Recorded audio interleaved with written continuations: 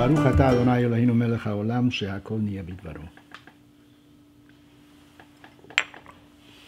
Why are some people leaders and others followers? Most of us are followers.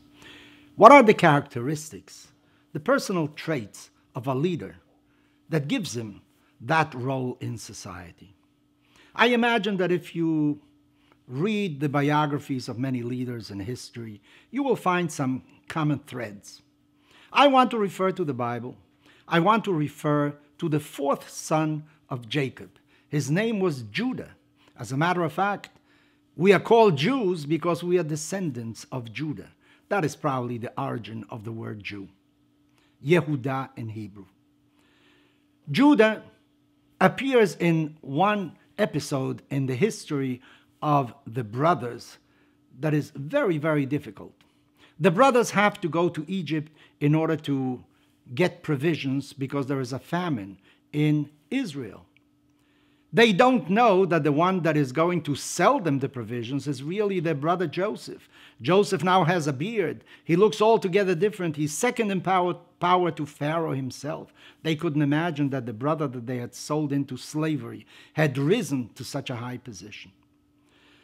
Joseph makes their life difficult. At one time, he says to them, next time you come to buy food, you must bring your younger brother Benjamin.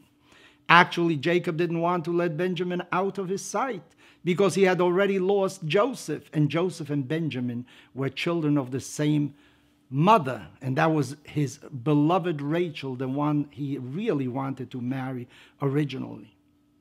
But he has no choice.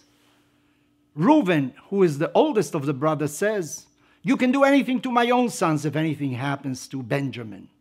But the father, of course, is not going to do anything against his own grandchildren in order to save his son. Judah comes forth and he says something.